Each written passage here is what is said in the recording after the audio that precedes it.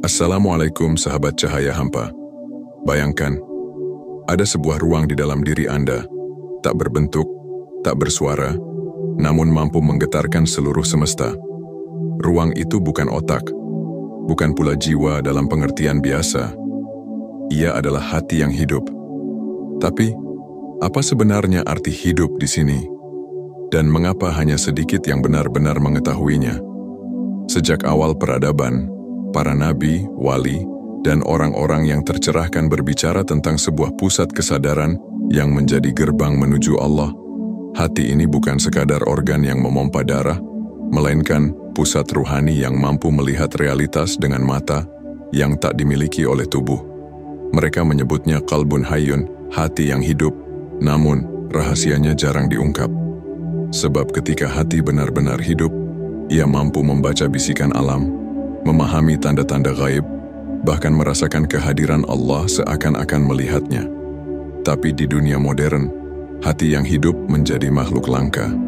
Kita disibukkan oleh layar, ambisi, dan kebisingan pikiran, hingga lapisan debu menutupi cahayanya. Kita salah mengira bahwa hidup hanyalah soal napas yang berhembus dan tubuh yang bergerak. Padahal ada manusia yang jasadnya sehat, namun hatinya mati. Ada pula yang tubuhnya lemah, namun hatinya bercahaya menembus langit. Video ini akan membawa Anda menelusuri rahasia yang jarang dibicarakan, dari jejak sejarah kuno yang menggambarkan hati sebagai takhta ilahi, ke dalam ajaran para sufi dan filosof yang memandang hati sebagai mata ketiga yang sesungguhnya, hingga cara menghidupkan hati di tengah dunia yang penuh distraksi. Bersiaplah, karena perjalanan ini bukan sekadar tentang pengetahuan.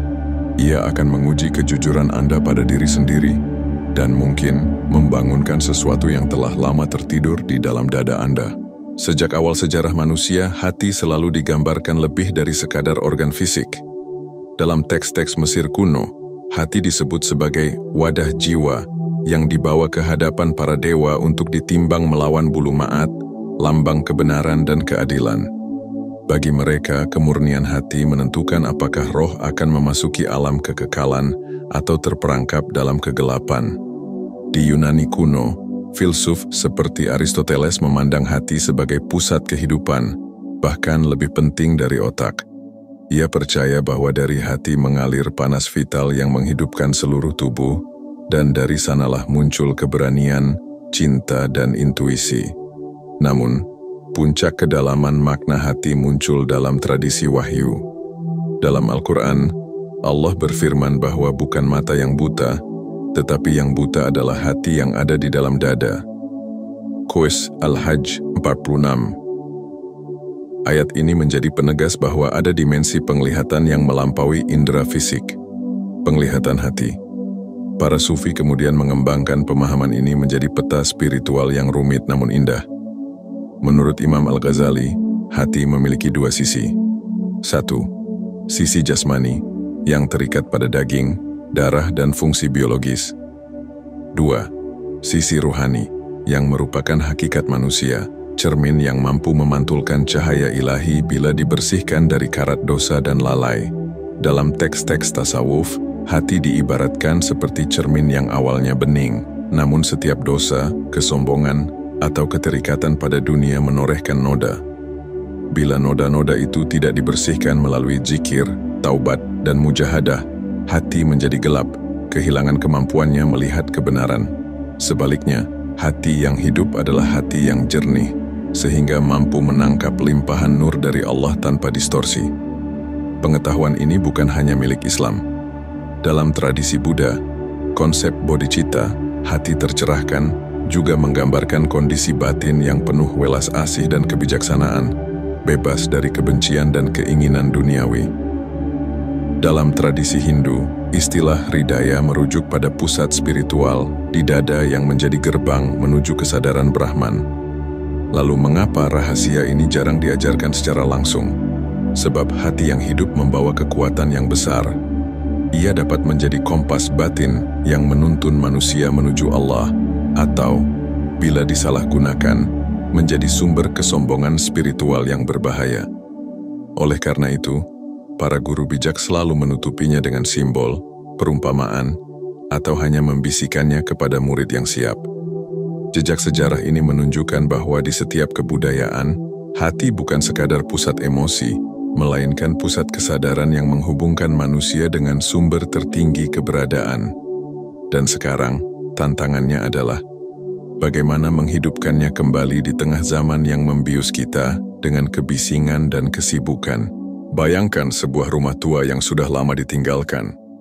Dindingnya retak, jendelanya berdebu, dan pintunya berderit saat dibuka. Di dalamnya, cahaya matahari sulit menembus karena tirai lusuh menutupi jendela. Rumah itu adalah hati manusia yang mati. Ia masih ada, namun tak lagi menyambut cahaya. Hati yang hidup sebaliknya adalah rumah yang selalu terbuka bagi cahaya Allah. Udara segar mengalir di dalamnya, bunga-bunga mekar di halamannya, dan setiap sudutnya dipenuhi kehangatan. Imam Al-Ghazali menggambarkan hati sebagai raja, sementara anggota tubuh adalah para tentaranya. Jika rajanya baik, tenteranya akan patuh pada kebaikan. Jika rajanya rusak, seluruh kerajaannya ikut binasa.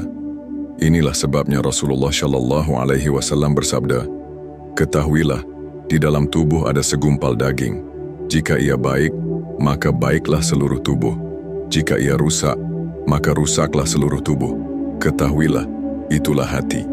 Hadis riwayat Bukhari dan Muslim.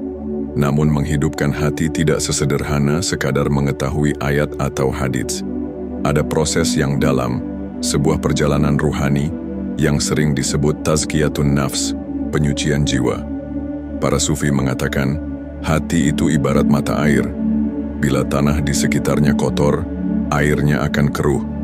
Bersihkan tanahnya, maka mata air itu akan jernih kembali. Tanda-tanda hati yang mati tidak lagi tersentuh oleh ayat-ayat Allah atau kebenaran spiritual. Merasa nyaman dalam dosa atau bahkan membanggakannya. Memprioritaskan dunia di atas akhirat. Hanya bergerak untuk sesuatu yang menguntungkan diri, bukan karena dorongan kebaikan.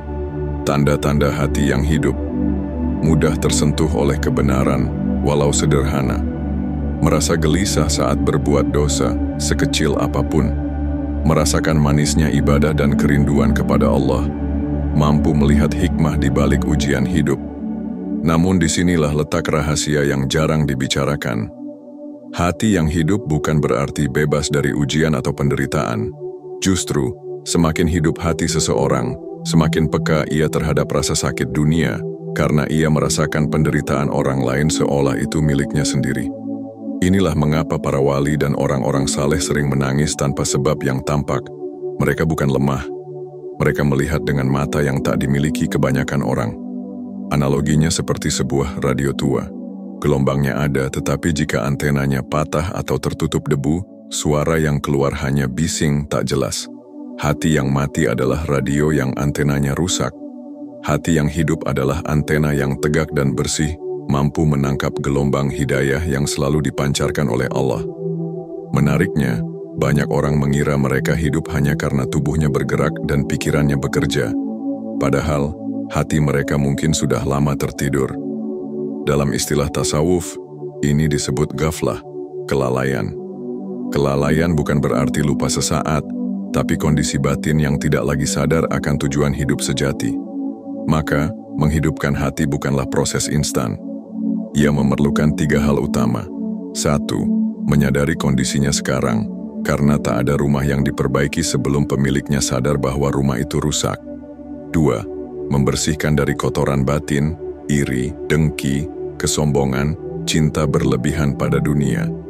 3. Mengisi dengan cahaya, zikir, doa, tadabbur, ayat-ayat Allah, dan pelayanan kepada sesama. Di titik ini kita mulai memahami bahwa hati yang hidup bukan sekadar konsep mistis. Ia adalah pusat navigasi ruhani yang menentukan arah seluruh hidup kita. Dan jika pusat ini rusak, kita akan tersesat meski terlihat berjalan di jalan yang benar. Ada sebuah paradoks yang jarang disadari. Tidak semua orang yang tampak religius memiliki hati yang hidup. Baju gamis, serban, atau rajinnya aktivitas keagamaan tidak otomatis menjadi tanda bahwa hatinya hidup. Bahkan, Terkadang simbol-simbol kesalehan justru menjadi selimut yang menutupi hati yang sedang sekarat. Imam Al-Ghazali memperingatkan tentang bahaya ini. Dalam kitab Ihya Ulumiddin, beliau menulis bahwa ada orang yang sibuk dengan gerakan lidah dalam zikir, namun hatinya kosong dari Allah. Mereka hafal doa-doa panjang, tetapi maknanya tidak menembus dada. Ini bukan lagi ibadah, tapi sekadar ritual tanpa ruh. Hati yang hidup bukanlah hati yang hanya mengetahui, tapi hati yang merasakan. Seperti perbedaan antara seseorang yang membaca resep masakan dengan seseorang yang benar-benar mencicipinya. Pengetahuan memberikan informasi, tapi pengalaman hati memberikan transformasi.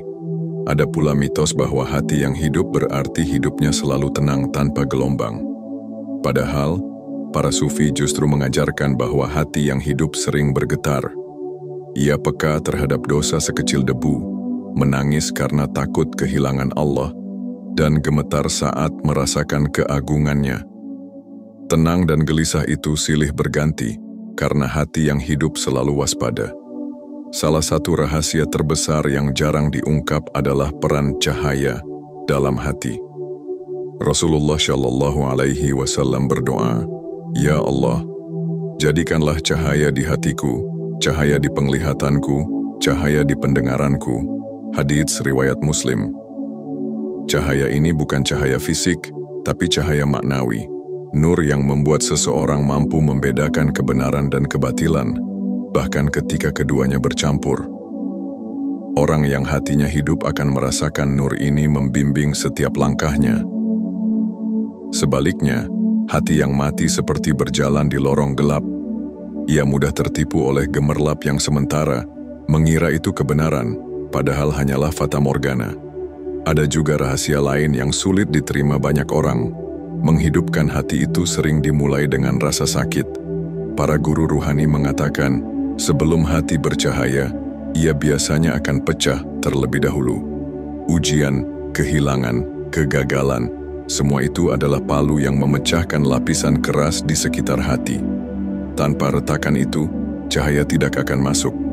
Itulah mengapa orang yang baru saja melalui penderitaan mendalam sering tiba-tiba menjadi lebih lembut, lebih peka, dan lebih dekat dengan Allah. Dalam perjalanan tasawuf, hati yang hidup digambarkan seperti taman yang dijaga. Ada pintu masuk yang disebut muraqabah, kesadaran penuh akan pengawasan Allah. Jika pintu ini terbuka lebar bagi nafsu dan setan, maka binatang buas akan masuk dan merusak taman.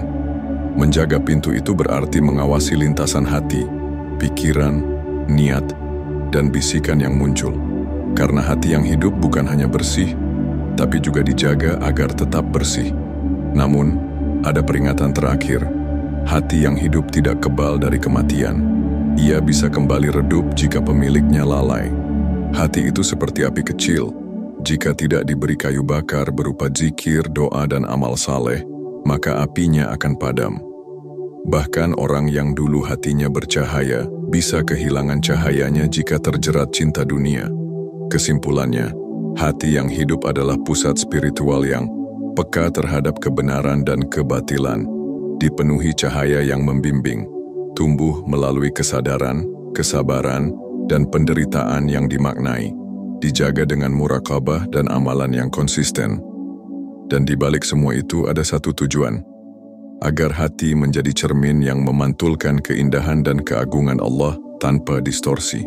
Menghidupkan hati bukan sekadar memahami konsep, tetapi menapaki jalan yang membangkitkan kesadarannya. Proses ini mirip seperti merawat kebun. Kita harus membersihkan gulma, menyiram dengan air segar, dan membiarkannya mendapatkan cahaya. Berikut adalah langkah-langkah praktis yang diajarkan para guru ruhani untuk membangunkan hati yang tertidur. 1. Zikir dengan kesadaran, bukan sekadar ucapan. Zikir adalah makanan hati, tetapi zikir yang dilakukan hanya dengan bibir tidak akan memberi pengaruh mendalam. Zikir yang menghidupkan hati adalah zikir yang disertai kesadaran penuh akan Allah.